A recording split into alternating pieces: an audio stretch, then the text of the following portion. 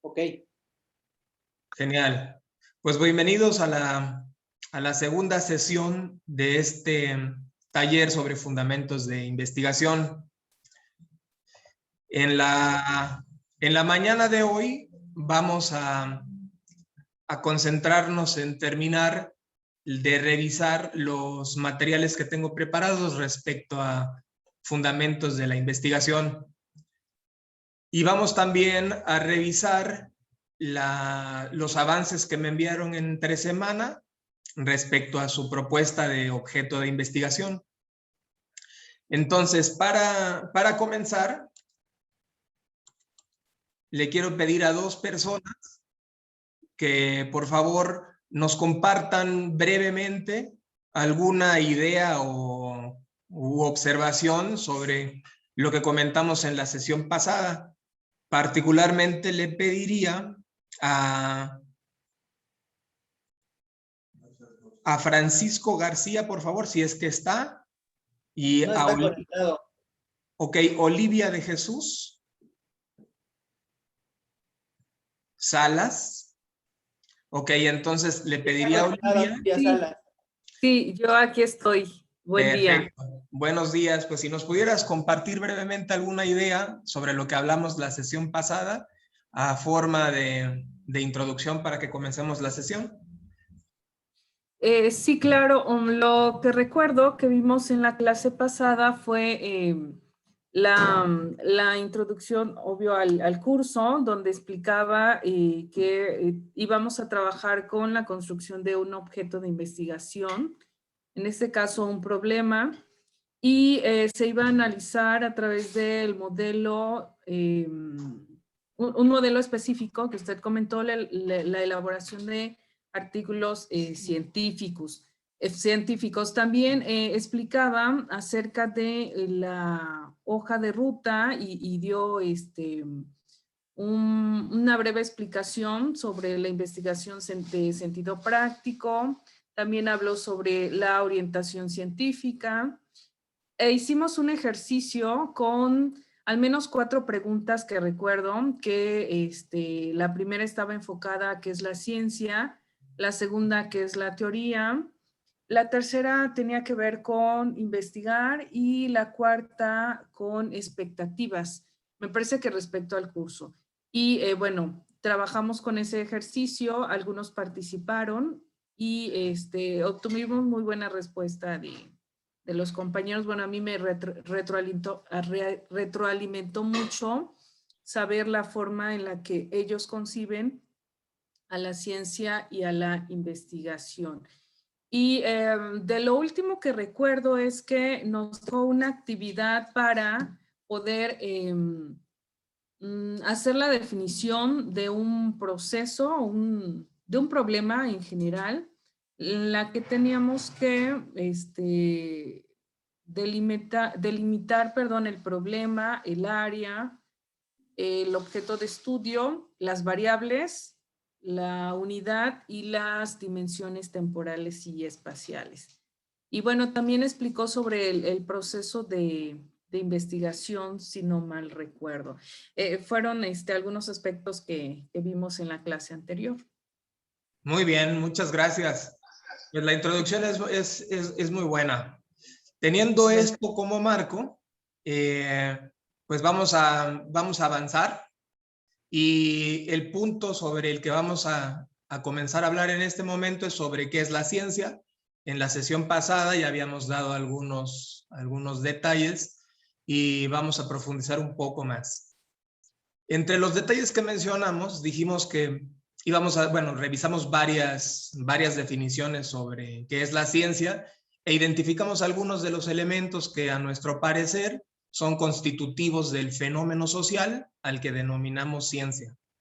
Algunos de esos elementos constitutivos son que la ciencia es en esencia un estilo de pensamiento y de acción, que este estilo de pensamiento y acción está enfocado a conocer realidades empíricamente demostrables.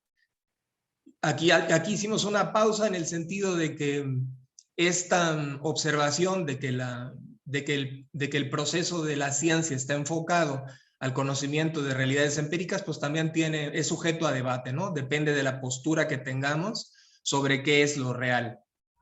En este marco, en donde identificamos la ciencia como un estilo de pensamiento y de acción, este estilo se enfoca a conocer también los fenómenos a partir del estudio de sus principios y de sus causas.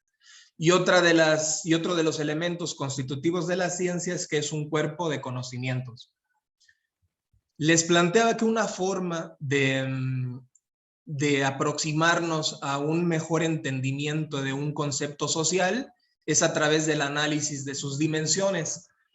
Me gustaría agregar algo al respecto.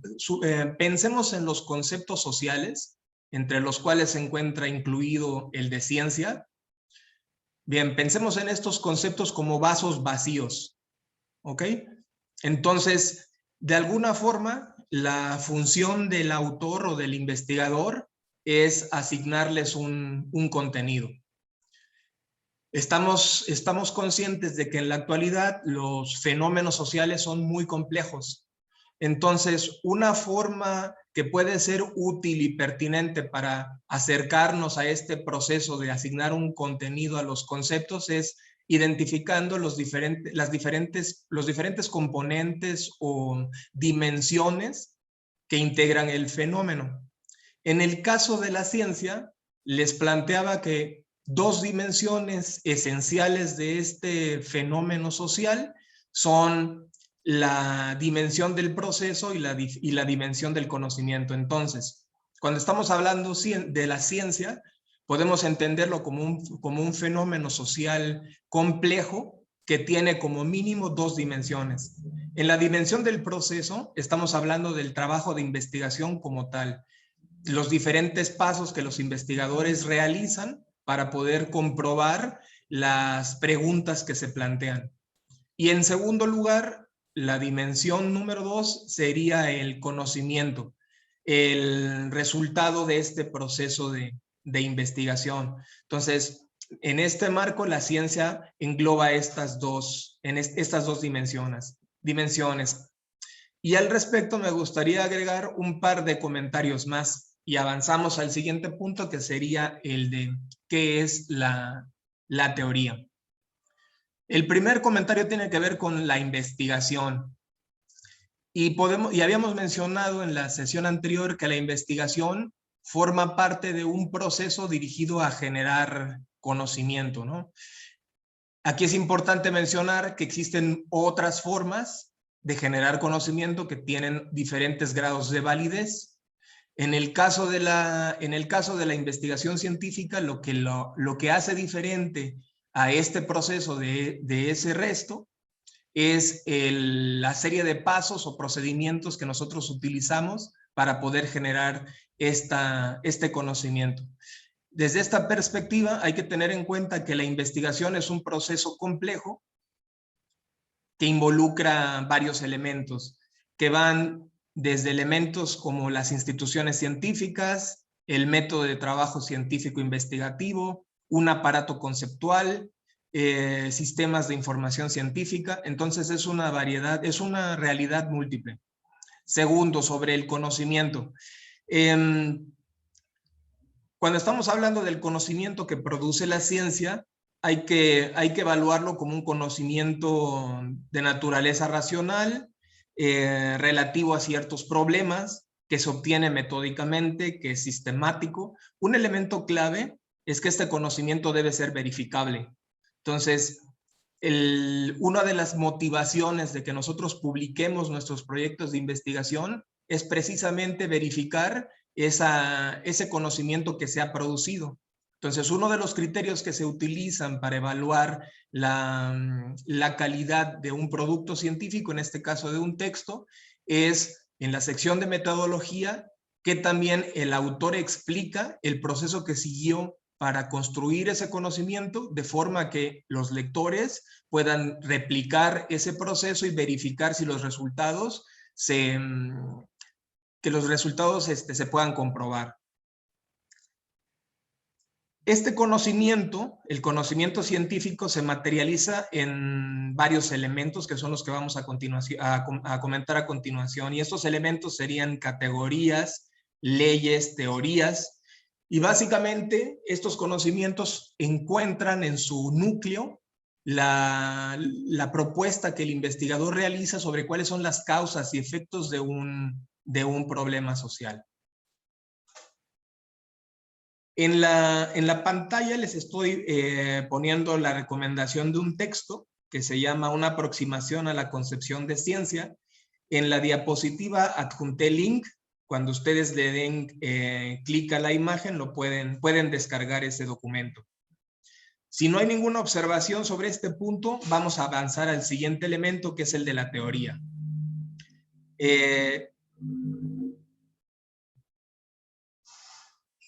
Recuerdo las observaciones que me hicieron o los comentarios que me hicieron sobre qué es la teoría, y todos eran bastante acertados. Entonces, lo que vamos a hacer ahora es darles un encuadre y sobre todo centrarnos en cuáles son los elementos esenciales de la teoría. Pienso que eso es muy importante porque desde cierta perspectiva, la teoría nos va a permitir perfilar nuestros objetos de investigación. Nos va a ayudar a construir hipótesis que sean más útiles para dirigir el trabajo de campo o el trabajo de investigación en general. Y nos ayuda también a definir una postura a partir de la cual nosotros nos vamos a aproximar a la realidad que queremos investigar. Bien, dicho eso, vale la pena comentar primero cuál es la esencia de la teoría. Podríamos decir que la teoría esencialmente es un sistema de conocimientos organizados y sintetizados, que explica principalmente cuáles son las causas de un objeto o fenómeno. Eso es muy importante a tener en cuenta, ¿no? Para que nosotros podamos evaluar la utilidad o el valor de una teoría, es importante identificar cuál es la explicación que da sobre las causas de un fenómeno, sobre las causas de la pobreza, sobre las causas del desarrollo económico, sobre las causas del rendimiento escolar. Ese es como el elemento medular a evaluar en cualquier teoría que nosotros encontremos. Bien, cuando estamos hablando del objeto, es importante precisar que puede referirse a diferentes manifestaciones de lo real. Por ejemplo, un objeto puede ser una acción social, como la educación formal, puede ser un evento, como una crisis financiera, la del 2008, por ejemplo, puede ser una estructura, como la del Estado desarrollista en América Latina, puede ser un pensamiento. Entonces, cuando se nos pide como autores definir un objeto, nosotros tenemos la posibilidad de centrar nuestra atención en diferentes manifestaciones de la realidad. ¿Ok? Bien, sobre la elaboración de la teoría, los comentarios que haré al respecto son los siguientes. Primero, una teoría se construye sobre ciertos supuestos. En este caso, a los supuestos nos referimos como hipótesis. La teoría también busca la identificación de los elementos clave de un marco conceptual que pueden contribuir a dar una respuesta a las preguntas relacionadas con el fenómeno a diagnosticar. Vale la pena hacer una distinción entre teoría, marco conceptual y el modelo, y un modelo. Desde la postura que estoy planteando aquí, se puede mencionar que el marco conceptual es un paso previo a la elaboración de la teoría y que el modelo sería un paso posterior. Esencialmente, el marco conceptual es un esquema que nos permite identificar cuáles serían los elementos importantes o los elementos que explican un problema. ¿Ok? Entonces, la utilidad del marco conceptual es que nos dice cuáles son las causas que hay que estudiar. La función en este caso de la teoría sería la de discriminar de las causas enlistadas en el marco conceptual, cuáles son las que tienen una mayor relación con el problema.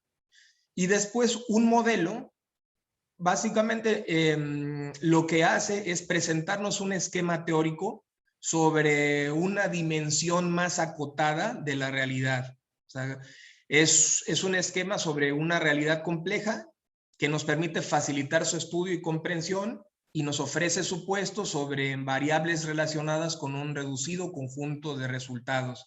Es decir, es una explicación que se sujeta a una pequeña dimensión de la realidad que estamos estudiando. Por ejemplo, un modelo de desarrollo, el modelo de oferta y demanda, etc. Bien, hasta aquí va quedando claro lo que vamos presentando. ¿Algún comentario?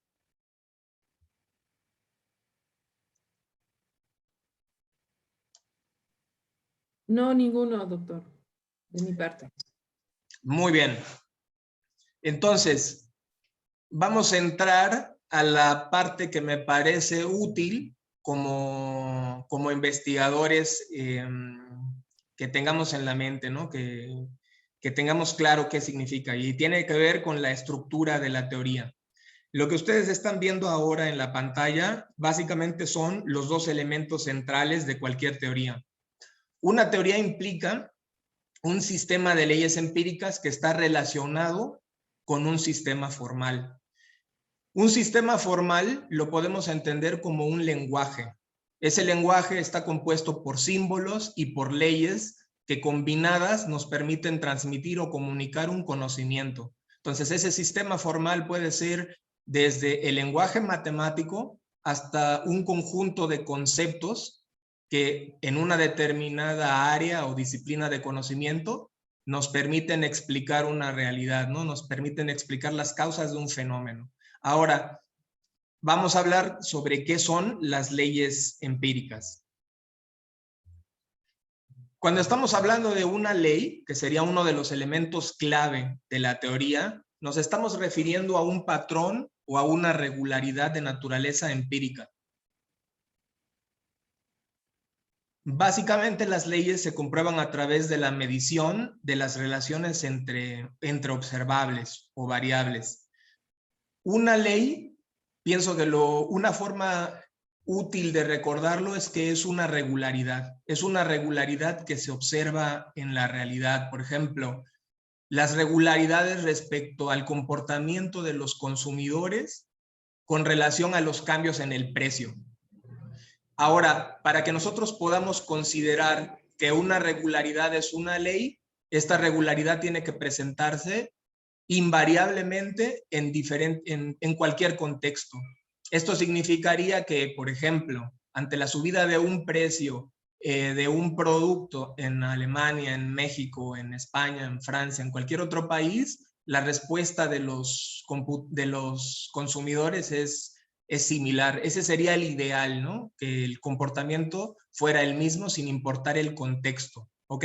Ahora, en el caso de las ciencias sociales, el cumplimiento de las leyes es más complicado, ¿no? Porque se puede precisar que el contexto es determinante de las respuestas de los agentes sociales. Es difícil aislar el comportamiento del contexto, ¿ok? Bien. Me gustaría pedirles, voy a hablar sobre estos 4 conceptos y al terminar me gustaría pedirles un ejemplo de qué es una ley, de qué es un supuesto, de qué es un variable y un concepto.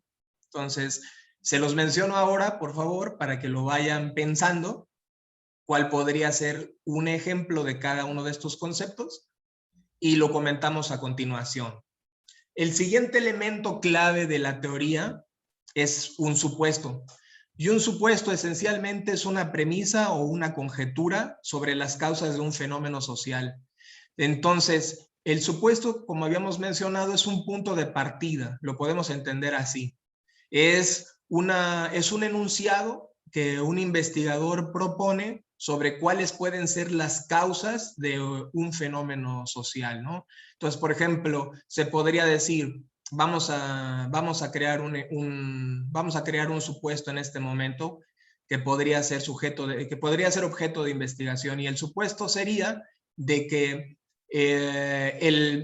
una de las causas que incide en el rendimiento escolar es el consumo de los medios por parte de los niños, hablando del contexto de la educación básica. Entonces, aquí la idea sería que el consumo de medios, principalmente Internet, modifica la capacidad de atención de los estudiantes y eso incide en su rendimiento escolar.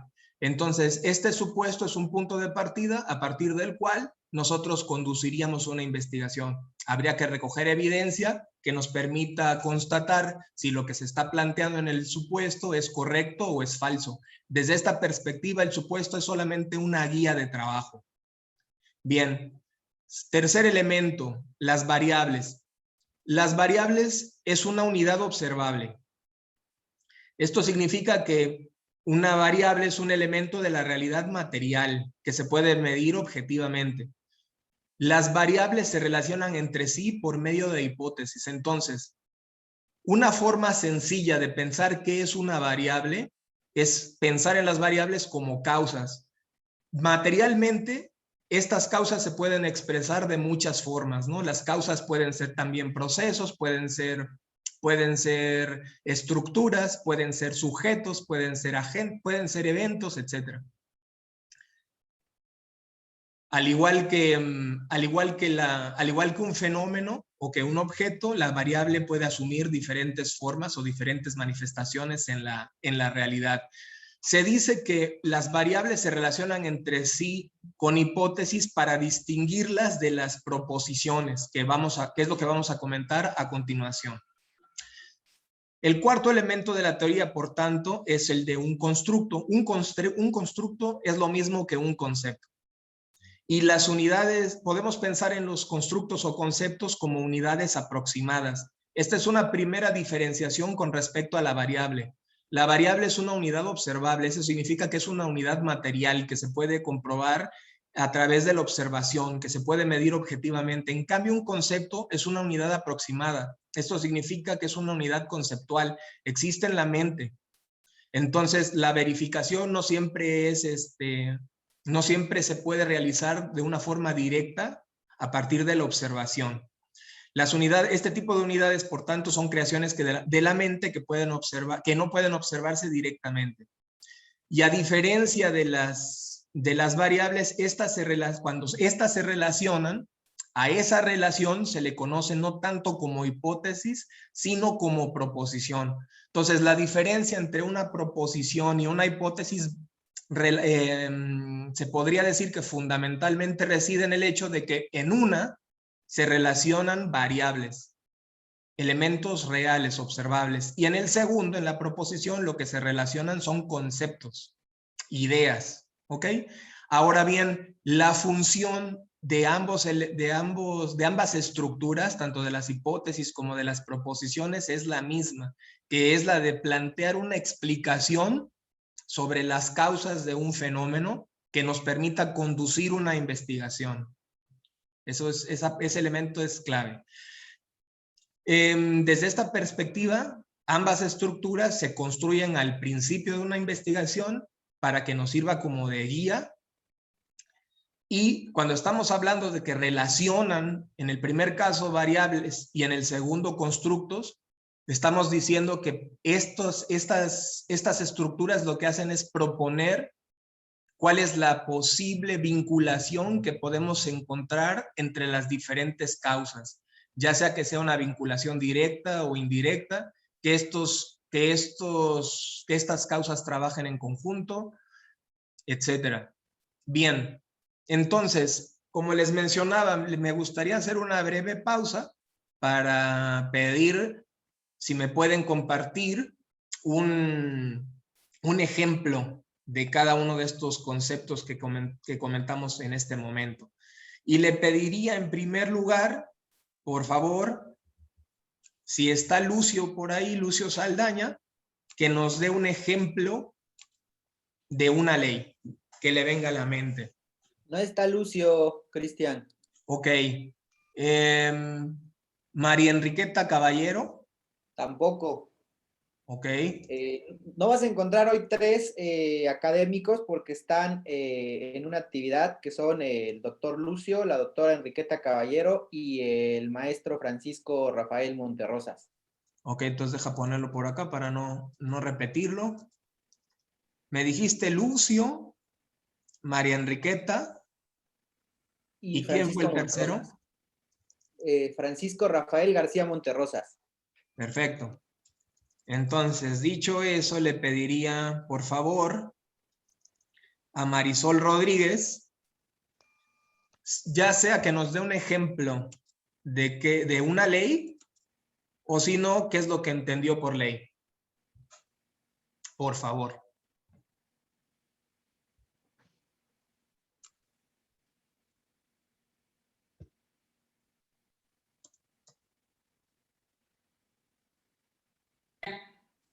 Hola. Bueno, ¿qué sería? Una ley, podría pensar en bueno, no sé si esté bien, ¿no? Un ejemplo. No pasa nada. Por ejemplo, la ley de causa y efecto, ¿Ok? ¿sí? Que podría ser que para cada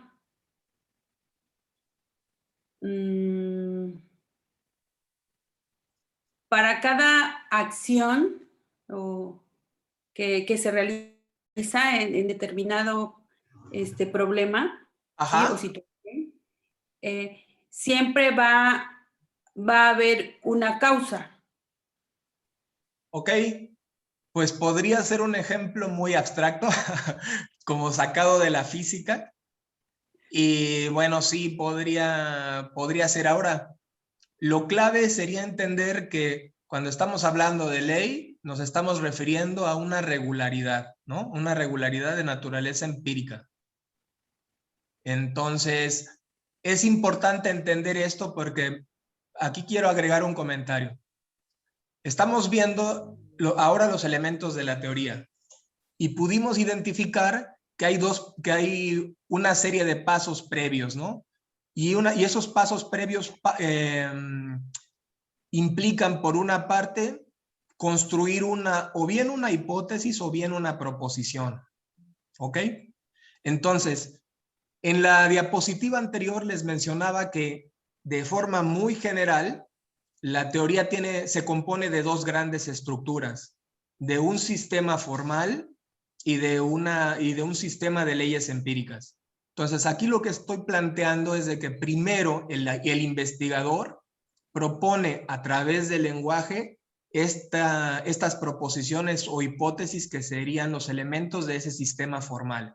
Y una vez que contamos con ese sistema formal, lo que hacemos es buscar en la realidad empírica la comprobación de estos supuestos, ¿no? Es decir, que lo que nosotros proponemos efectivamente se verifica en la realidad y se traduce en una ley empírica. Entonces les ponía, por ejemplo, el caso de la ley de la oferta y de la demanda, que en su momento nace de una proposición o de una hipótesis, después se recogen evidencias y se constata que efectivamente en la realidad empírica los usuarios y los proveedores o los oferentes se comportan de la misma forma sin importar el contexto, ¿no? En relación con los precios que asignan a sus mercancías y la forma en que los consumidores responden a la oferta. Entonces, esa parte es la que quiero verificar. El ejemplo que das, de cierta forma, plantea eso, ¿no? ¿Tienes alguna observación adicional? ¿Sí te queda claro el concepto de qué es una ley empírica?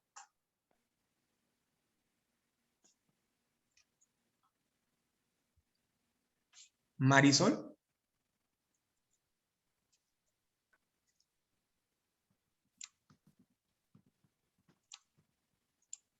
No completamente lo tengo entendido, pero ahorita yo creo que a lo mejor con un ejemplo más, si nos ayudara o me ayudara para que me quedara más claro. Ajá. Ajá, Okay. es que, por ejemplo, el de la oferta y la demanda, sí, pero ¿qué otro? ¿Otro ejemplo?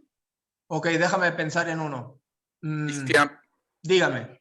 ¿Podría exponer mi comprensión al respecto con mi ejemplo? A lo mejor confunda más, pero a lo mejor me ayuda y ayude un poquito. Perfecto, Al adelante. respecto, ¿no? Mira, esto tiene que ver con la propuesta que le envié en la semana respecto al objeto, y debido a que coincidió con una conferencia muy interesante que asistimos, varios de los que estamos aquí incluso presentes, respecto a la gobernanza de Internet. ¿Sí? Bien.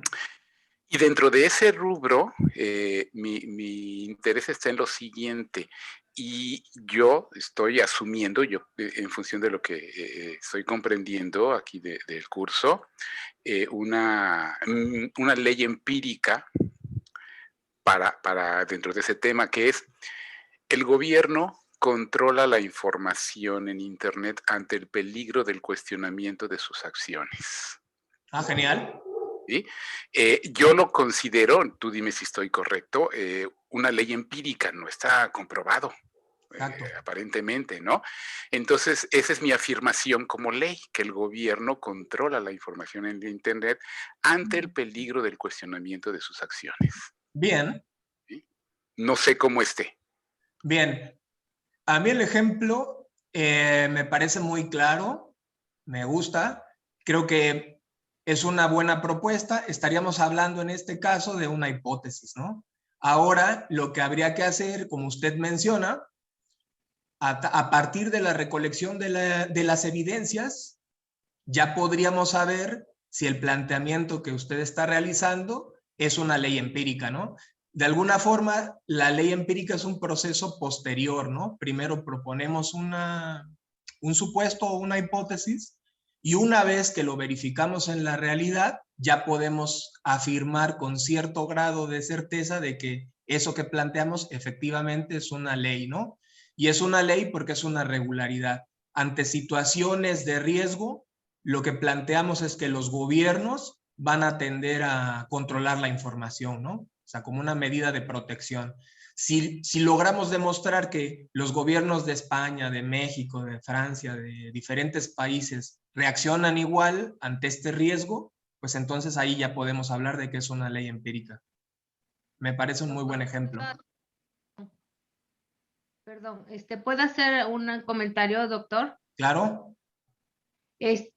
Bueno, yo soy Patricia, la que estuvo ausente también la semana pasada. Hola, entonces, Hola, conforme al ejemplo que ahorita nos dio Ricardo, quiero entender que entonces puedo generar una hipótesis de corte social, y cuando ya la puedo comprobar, como bien se precisó, en varias partes del mundo o en todo el mundo, ya la puedo considerar como una ley empírica, dado que emanó de una hipótesis de corte social. Sí, al final del día, ya sea una hipótesis de corte social o física, esas son diferentes tipos de sistemas formales. O sea, no hay problema de que sea social o que sea físico, que sea matemático. Aquí la clave es de que esta relación que estamos planteando sobre cuáles son las causas de un fenómeno, que esa relación se cumpla empíricamente en cualquier contexto. Esa sería la condición para poder considerar una regularidad como una ley, ¿no? Que se cumpla en todas partes. Ese sería el ideal. Ahora, como les mencionaba hace rato, en el caso de las ciencias sociales es más complejo, ¿no? Porque a diferencia de los fenómenos físicos, el contexto es determinante. Aparte, cuando estamos hablando del contexto, hay una variable clave que es la capacidad de agencia de los sujetos, ¿no? Entonces, ante un mismo estímulo pueden responder de forma distinta. Eso significa que los gobiernos de un país escandinavo o de uno en vías de desarrollo, quizá reaccione de una forma distinta al gobierno de nuestro país, ¿no? Pero el ejemplo que daban, este ejemplo me gustó mucho, ¿no? Entonces, volvemos al punto. La ley es una regularidad que se repite en cualquier contexto o que se produce en cualquier contexto. Ok, gracias, doctor. Bien, entonces de alguna forma lo que nosotros proponemos en las hipótesis o en las proposiciones, en esencia, pues es una posible ley, ¿no? Entonces lo que trataríamos de hacer es verificar que esa ley en la realidad efectivamente se presenta. Disculpe, doctor. Dígame. ¿Puedo preguntarle nuevamente? Por ejemplo, entonces podría pensar, si dijera, el comercio electrónico incrementa las ventas. Bien, perfecto. Podría, si se cumple, o sea, si se cumple en todos los casos, entonces sí se puede considerar como una ley empírica. Efectivamente.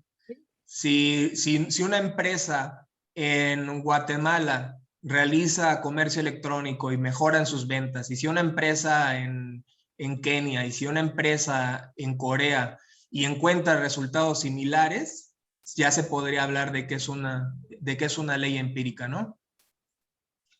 Claro, sí. Gracias.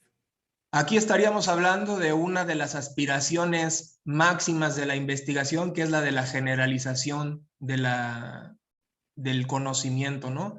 Que esto que se encuentra en la investigación es válido para cualquier otro contexto. Y el ejemplo que das es muy claro, ese es un buen caso. Bien. Me gustaría pedirle ahora si está por favor por ahí Roberto Beltrán, para que si nos pudiera dar su idea o un ejemplo sobre qué es un supuesto. Ok, dices que el supuesto es un fenómeno social. Sí. Quiero pensar que, por ejemplo, agarrando, no sé, una muestra, ¿no? El desarrollo académico de los estudiantes en la UB se ve afectado por la alimentación, por ejemplo. Ah, perfecto.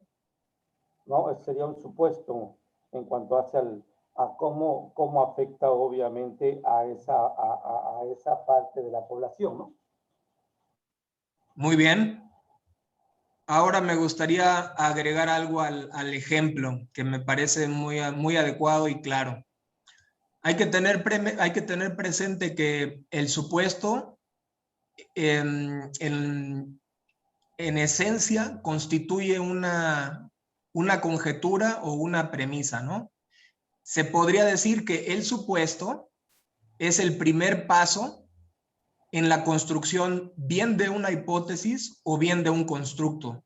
El supuesto es la primera idea que va a servir de base para que ustedes realicen su consulta de la literatura, para que realicen otro tipo de indagaciones y ya que tengan más elementos, ahora sí, pulen el supuesto y ya construyen o una hipótesis o una proposición. Y recuerden, la diferencia radica en que las hipótesis trabajan con variables, que son causas observables, y los constructos principalmente trabajan con constructos, que son conceptos, ¿no? Eso significa que probablemente algunos de esos constructos no se puedan observar directamente en la realidad. Les pongo un ejemplo de un constructo, la cohesión social.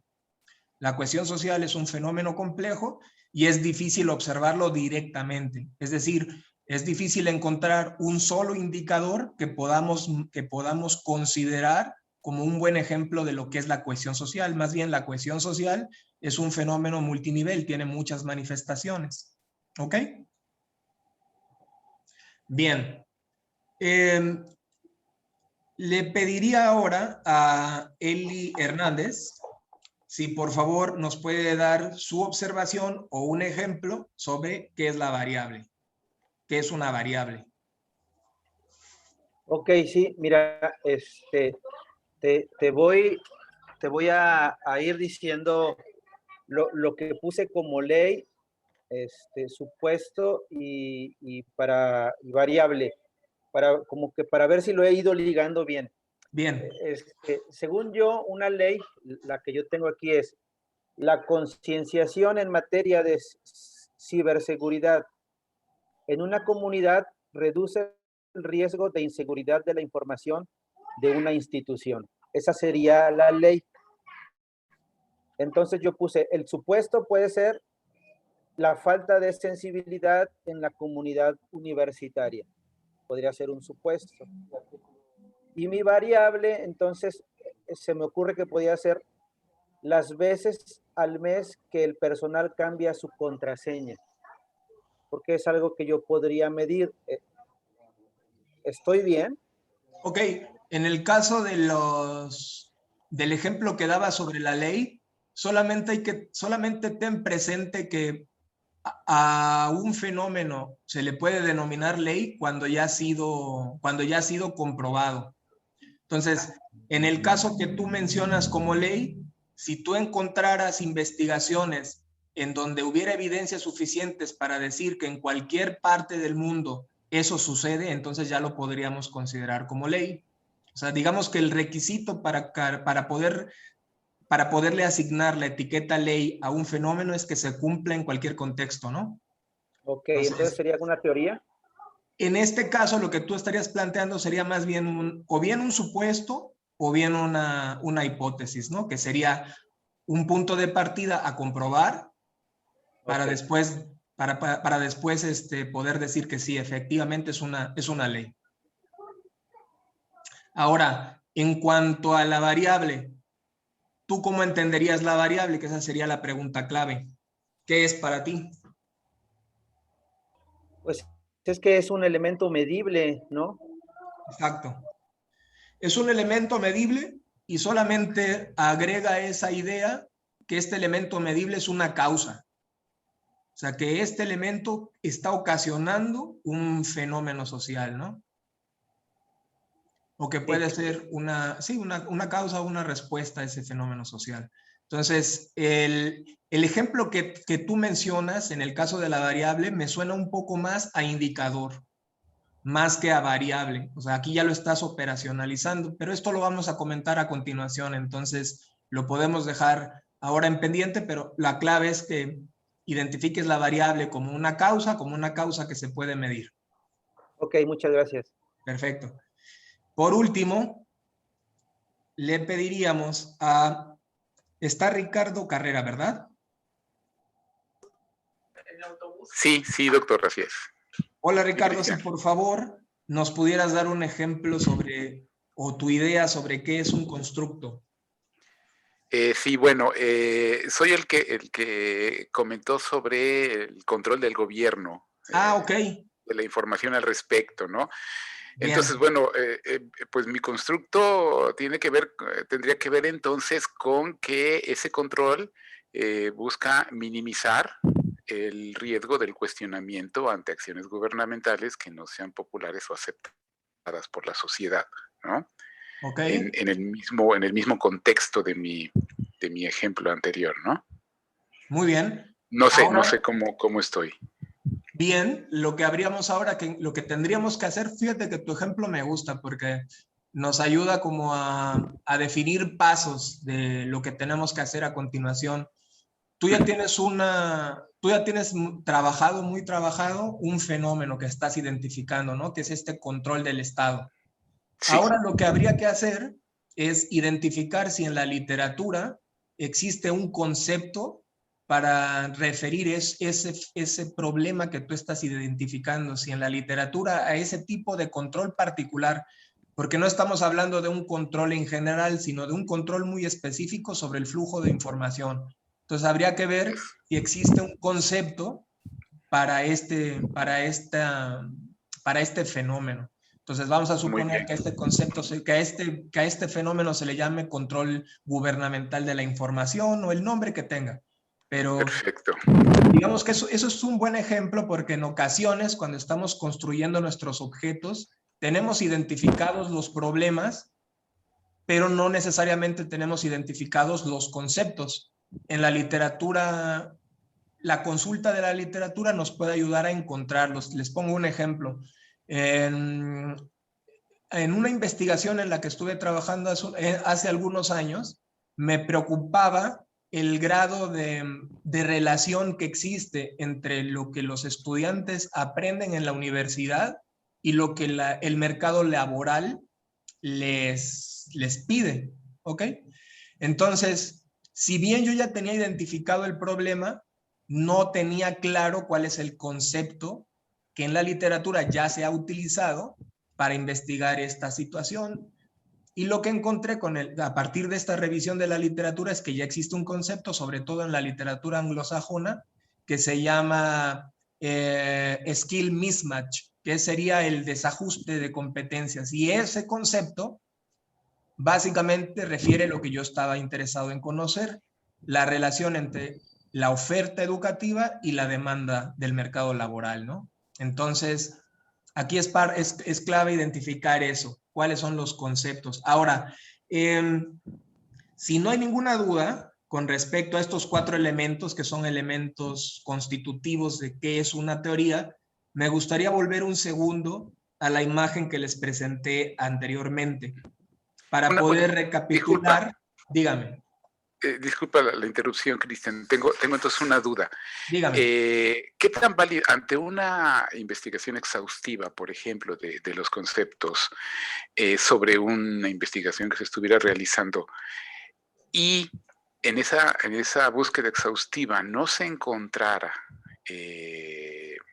este marco de conceptos, qué tan válido es, qué tan pretencioso es? Bueno, voy a proponer mi concepto con sus palabras, su palabra identificadora ante una publicación, por ejemplo, que yo propusiera el nombre de ese concepto, porque en esa investigación exhaustiva que hice no encontré una investigación previa, una propuesta previa que etiquetara al concepto. Yo estoy suponiendo que de esa manera se van dando precisamente los bautizos a los conceptos, ¿no? Sí. Bien. Esta pregunta me gusta porque es bien interesante. Y me parece que hay que darle un contexto. Por ejemplo, cuando estamos trabajando problemas sociales de larga data, por ejemplo, la pobreza, el desarrollo económico, la democracia, las políticas públicas, etcétera, ahí es difícil encontrar conceptos, ahí es difícil no encontrar algún concepto, ¿no? O sea, es decir, ya se ha trabajado y ya existen esos conceptos, y la clave sería utilizarlos para que nosotros, digamos, que nuestro trabajo abone. Ahora, cuando digamos que vivimos en una sociedad tan compleja que se están dando nuevos problemas, y ahí sí me parece que es en donde es válido lo que tú mencionas, ¿no? O sea, estamos identificando nuevas manifestaciones, problemas que antes no existían. Por ejemplo, los problemas relacionados con los avances en las tecnologías de la comunicación, con avances en la tecnología genómica, nanotecnología, etcétera, en donde sí, efectivamente necesitamos nuevos conceptos, y ahí esa es una gran contribución, ¿no? Sería una gran aportación del autor presentar el lenguaje para que los siguientes autores lo utilicen y avancemos en el conocimiento de ese fenómeno. Entonces, no me parece pretencioso, al contrario, cuando no hay los conceptos, yo creo que es parte del trabajo del investigador es aportarlos, proponerlos, ¿no? Y someterlos a debate. Muy buena observación. Claro. Bien. Lo que estamos viendo en la pantalla es la diapositiva anterior, en donde presentaba los elementos de la teoría, la estructura. Y me gustaría ahora comentarlo un poquito con calma, ya que vimos los diferentes componentes y ahora sí poder entender mejor lo que les estoy presentando aquí. ¿Ok? Entonces, les mencionaba que la estructura de la teoría tiene 2 grandes componentes. Grosso modo, de un lado tenemos un sistema formal y del otro tenemos leyes empíricas.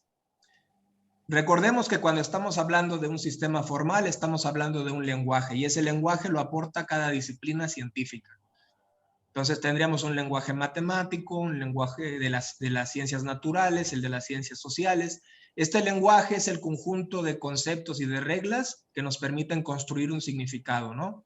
Entonces, los autores lo que vamos a hacer es, a partir de este vocabulario, por llamarlo de alguna forma, y de estas reglas que nos proporciona el conocimiento previo o los diferentes avances que nos aporta cada disciplina, lo que vamos a hacer a partir de este punto es tomar estos referentes para construir supuestos, ¿no? Lo que habíamos mencionado anteriormente, supuestos que van a dar lugar a proposiciones o a hipótesis. Y estas proposiciones o hipótesis lo que van a hacer es relacionar variables y conceptos, que es lo que ven en los círculos dentro del cuadro que dice sistema formal. Cada uno de esos círculos representa diferentes supuestos. Entonces, todos esos supuestos están relacionados en una teoría, ¿no? Cada uno de esos supuestos se podría esperar que abarcan una dimensión concreta o particular de todo un fenómeno o de un campo más amplio, ¿no? Entonces, pensando en que este cuadro fuera el de la teoría microeconómica, cada uno de estos círculos podría explicarnos diferentes comportamientos. Por ejemplo, el círculo 1 podría darnos una explicación o un supuesto sobre cómo se comportan los competidores, como el que mencionaban hace rato, cuál es el resultado del uso del comercio electrónico. Otro círculo podría hablarnos sobre los cambios en las preferencias de consumo de los usuarios. El tercer círculo sobre alguna otra dimensión. Entonces, todas estas diferentes ideas están vinculadas. Para que sean parte de una teoría necesita haber una vinculación. Algunos de estos supuestos están ligados más estrechamente entre sí. Por eso es que ustedes ven en las flechas algunas que son más gruesas y otras que son más ligeritas. Se podría decir que hay algunos supuestos que son centrales y por eso tienen una relación fuerte con todos los demás. En cambio, hay otros supuestos que son más bien periféricos y que tienen una relación muy puntual solamente con alguna dimensión, como por ejemplo, el de comercio electrónico tendría una relación indirecta, no estaría tan en el núcleo como en los supuestos sobre la oferta y la demanda, que eso sí podríamos encontrar en el corazón de esta teoría. Ahora, este sistema formal, una vez que está planteado, lo que hace es retroalimentarse observando la realidad empírica y comprobando si lo que propone efectivamente se cumple, ¿no? Entonces, en las leyes empíricas, a través de la observación, de la investigación que ustedes van a realizar, de entrevistas, de trabajo de campo, lo que vamos a tratar de hacer es encontrar evidencias que nos permitan decir que las leyes que propusimos efectivamente son leyes, ¿no? Entonces, una vez que se verifica ese paso, ya podemos afirmar que el supuesto en realidad es una ley. Entonces, esta retroalimentación se produce todo el tiempo. Probablemente haya algunas relaciones que se consideren leyes, pero algún investigador en Asia, por ejemplo, encuentra nuevas evidencias que nos permiten darnos cuenta que no es una ley, porque hay ciertos factores que hacen que en determinados lugares el concepto, la proposición no se cumpla. ¿Ok? Entonces es un proceso muy dinámico y como la realidad social cambia, el estatus de ley está sujeto siempre a verificación. ¿Ok? Entonces, si alguien tiene alguna observación, este es el momento, si no avanzamos al siguiente punto. Quise dedicarle un poquito de tiempo a la parte de la estructura de la teoría porque me parece clave, ¿no? Identificar esos elementos, qué es una ley, qué es un supuesto, qué son las variables, qué son los constructos. Me parece que puede ser muy, muy útil. Yo sí tengo una duda, doctor. Dígame. Entonces, cuando yo inicie un proceso de investigación sobre un tema particular, obligatoriamente yo debo de partir sobre si existe alguna ley o elementos relacionados con el tema que yo pretendo investigar en determinado rubro. Es una buena pregunta. Fíjate que en investigación es difícil plantear un deber ser. Es decir, el origen de una investigación, los orígenes de la investigación pueden ser muchísimos y todos válidos. Entonces, una persona puede comenzar su investigación estudiando una ley, por ejemplo, y diciendo, yo creo que esta ley en este contexto en el que yo vivo no se cumple. Entonces, su investigación puede ser para demostrar la validez de esa ley. O por ejemplo, otra persona puede partir de identificar un problema que vive en su contexto y decir, bueno, ya identifiqué este problema, en la literatura no se ha escrito sobre este problema, yo planteo una explicación de qué lo causa y sobre eso va la investigación. Es decir, tienes muchas opciones de por dónde comenzar. Ok. Gracias, doctor. Ok. Bien, pues entonces, después de mencionar esto, a ver, son 12:07, ya nos queda poquito tiempo. Esta parte de las hipótesis y proposiciones que están viendo ahora en la pantalla me parece importante y por eso la quiero trabajar un poco. Pero como también tenemos ya poco tiempo para concluir y yo pensaba terminar la sesión en la clase de hoy, o sea, esta sesión de fundamentos, no sé si les parezca bien que nos tomemos unos 10 o 15 minutitos más, los que puedan, y me gustaría avanzar a esta parte de la estructura de los datos, que me parece también muy útil, y ya si nos queda tiempo, revisamos esta parte de las hipótesis y las proposiciones, porque también va relacionado con el ejercicio que les voy a pedir para la siguiente sesión. Entonces, si están de acuerdo, hacemos así. Sí, doctor. ¿De acuerdo? Sí, de acuerdo. Sí, de acuerdo. Perfecto. Lo que están viendo ahora en la pantalla, así como hace un momento vimos cuál es la estructura de la teoría, también hay que tener presente que las unidades de análisis, es decir, las causas que vamos a estudiar o los conceptos que nos interesa analizar, también tienen una estructura. Lo que les estoy presentando ahora nos va a permitir, sobre todo, realizar con mayor eficiencia un proceso que se llama operacionalización de las variables. La operacionalización es cuando hacemos ese salto de un concepto o de una variable, que en esencia es una unidad teórica, cuando hacemos el salto hacia la definición del indicador, que es el ejemplo que nos daban hace rato, ¿no? El indicador sería el valor concreto que nosotros vamos a observar en la realidad empírica. Les pongo un ejemplo. Si yo estoy hablando de pobreza, un indicador puede ser el nivel de ingresos de una persona. Es decir, el indicador es el tipo de evidencia que el investigador va a ir a buscar en la realidad. ¿Ok? Entonces, este trabajo nos permite hacer este salto, hacer el salto del concepto al dato empírico. ¿Ok? Bien. En la estructura de la UA significa unidad de análisis. ¿Ok? Y la unidad de análisis tiene dos componentes. Los componentes sustantivos se encuentran en el nivel superior y son 2.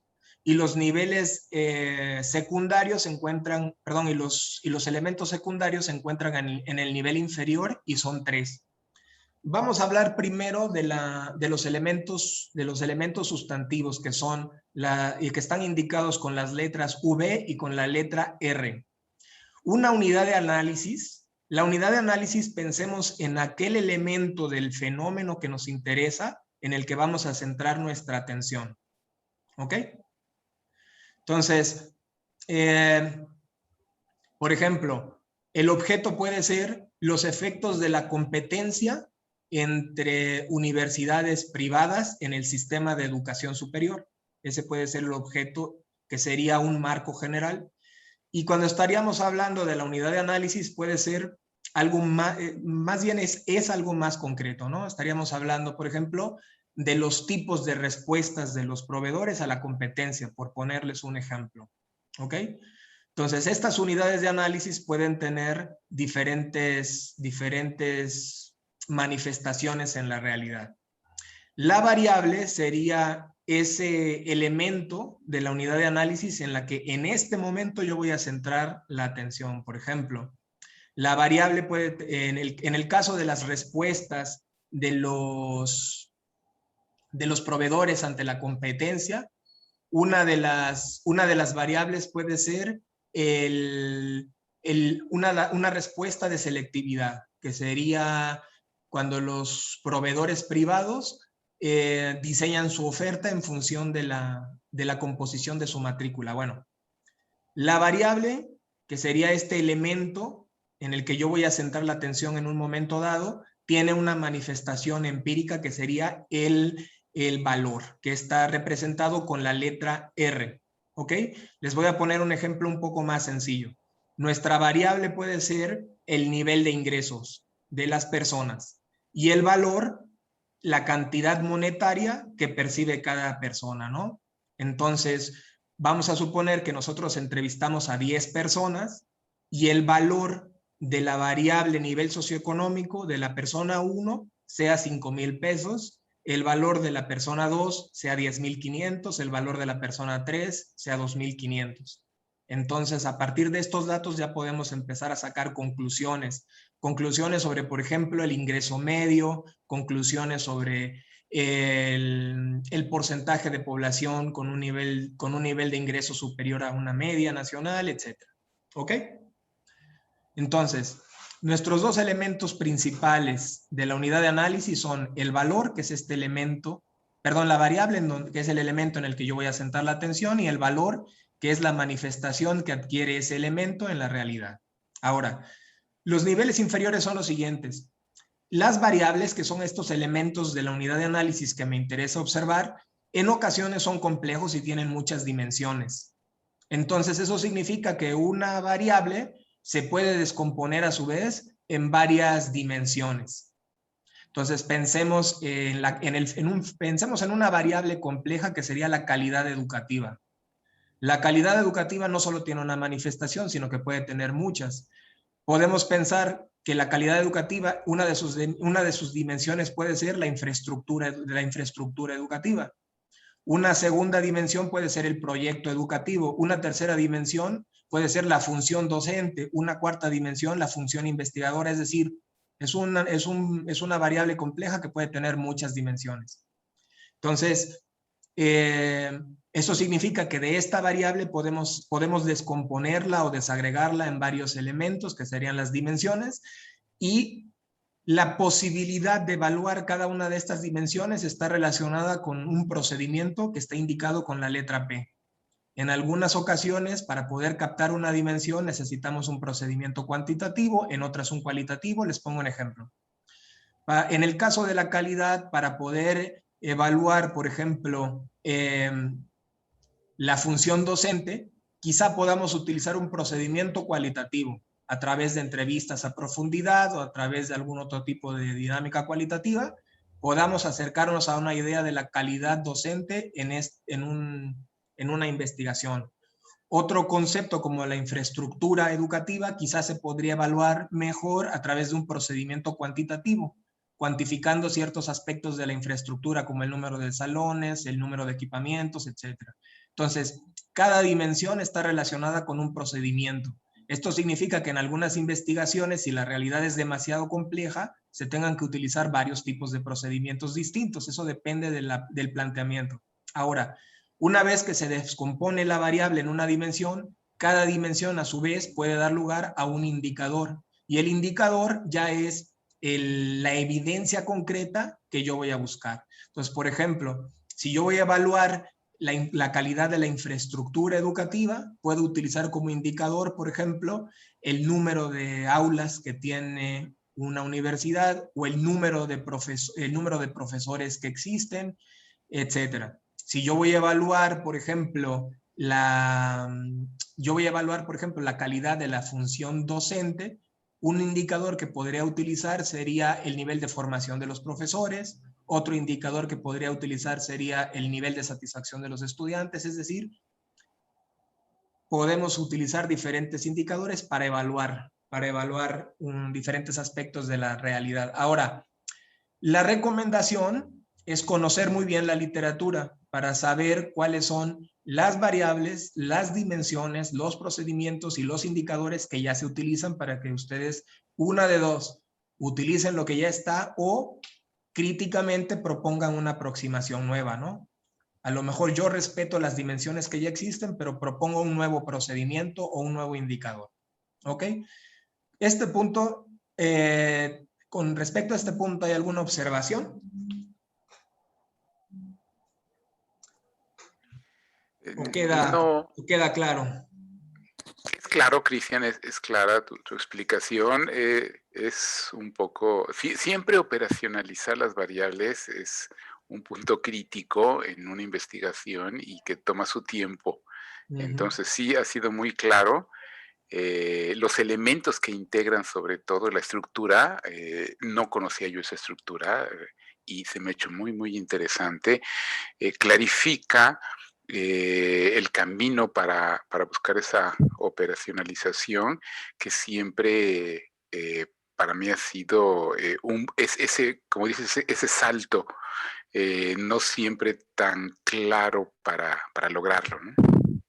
Así es un salto complicado. Por ejemplo, si utilizamos el caso que les mencionaba hace rato del concepto de cohesión social, el salto de cohesión social a encontrar los indicadores para evaluar la cohesión social está complicado, ¿no? O sea, ¿qué dimensiones de la cohesión social voy a estudiar? Y luego, ¿qué indicadores voy a utilizar para poder aproximarme a esa realidad tan escurridiza, ¿no? Tan porosa que es la cohesión social. Bien.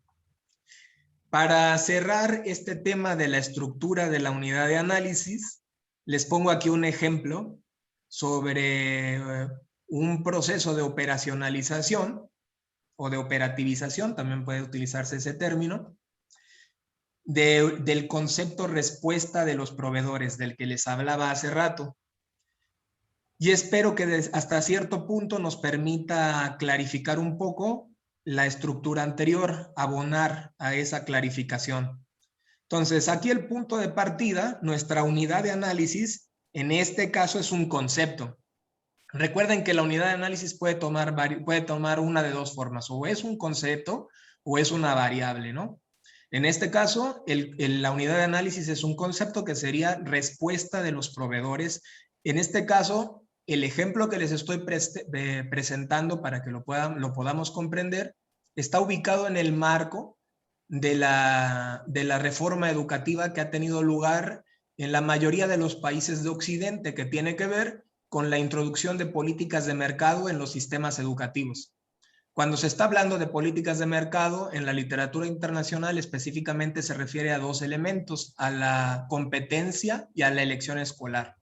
Entonces, la respuesta de los proveedores tiene que ver con la forma en que las diferentes escuelas, instituciones educativas, universidades responden frente a la creación de una dinámica de competencia o a la estructuración de una dinámica de competencia. Entonces, de acuerdo con la literatura, las respuestas pueden ser de varios tipos, por lo menos 5. Puede haber respuestas de exploración, de diversificación, de selección, etc. Entonces, cuando hacemos nuestro paso del concepto al indicador, tenemos que conocer primero el concepto y sus componentes. Y en este ejemplo sabemos que los componentes o dimensiones del concepto son mínimo 5. Nos situamos en una, la diversificación. Y como se trata de un fenómeno complejo, nos damos cuenta de que a su vez esta respuesta que se conoce como diversificación tiene por su parte otra subdivisión. Entonces, en el ejemplo que yo les estoy dando, que elegí a propósito un ejemplo complejo, se vuelve a dividir el concepto y en este caso nos da lugar a dos subtipos. Existe una diversificación sustantiva y existe una diversificación de tipo simbólica. Luego, dentro de cada una, nuevamente vuelven a existir divisiones. Entonces, a través de este proceso de ir dividiendo la realidad, lo que vamos haciendo es acotarla hasta encontrarnos con una dimensión manejable, que es la que están viendo en el tercer cuadro, que sería de los diferentes tipos de investigación curricular, que es un subtipo de respuesta sustantiva. Hay una dimensión que se llama investigación, que es una de las posibles respuestas ya concretas, y esta dimensión real, llamada investigación mucho más acotada, ya nos permite realizar una recolección de datos. Por ejemplo, los indicadores que podríamos utilizar para evaluar las respuestas o los comportamientos de investigación de un proveedor pueden ser la tasa de investigadores vigentes que hay en el SNI, el número de publicaciones en revistas indexadas en Scopus, el número de revistas, etc. Ya ahí se pueden elegir otros indicadores, se pueden mejorar, etc. Pero aquí el punto y el ejemplo que quiero utilizar es para mostrar cómo necesitamos nuestros conceptos o nuestras variables, irlos desmenuzando, irlos acotando para que cada una de nuestras variables al final del día las hayamos construido a partir de este proceso de acotamiento para quedarnos con un elemento muy puntual a partir del cual podamos buscar evidencias muy concretas que nos permitan sacar conclusiones. ¿Ok? Entonces, espero que este ejemplo haya clarificado este proceso de operativización. De hecho, en el ejercicio que estamos contemplando, lo vamos a volver a platicar más adelante para que se vaya consolidando la idea. Si no hay ninguna observación sobre esta pantalla, me gustaría ahora volver al tema de las hipótesis y de las proposiciones.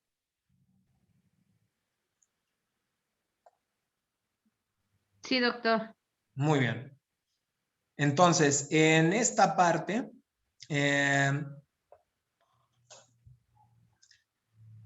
tengo una breve explicación de qué es una hipótesis y qué es una proposición y un ejemplo.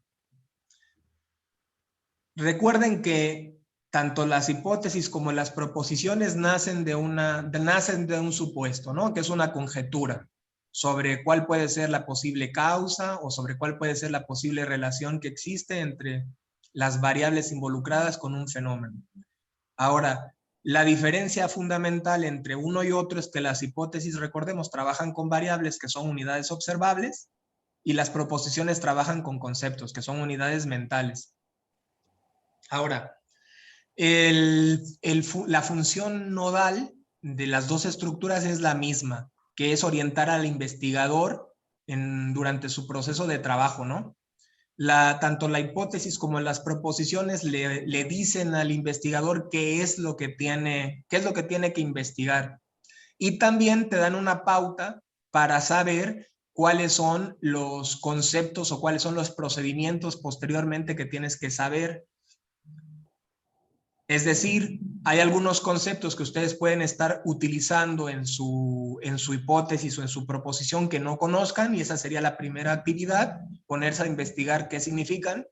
Y una siguiente actividad sería la de los procedimientos. A lo mejor este concepto o esta variable implica que yo tenga que aprender a hacer entrevistas a profundidad. Entonces, pues ahí ya te pones a investigar sobre cómo se hacen ese tipo de entrevistas. O a lo mejor otro tipo de investigación dice, no, pues aquí esta variable implica que tienes que aprender a hacer correlaciones de variables o una regresión lineal. Bueno, pues te pones a estudiar eso, ¿no? Entonces, brevemente les comento un par de notas sobre estos dos elementos. Hipótesis.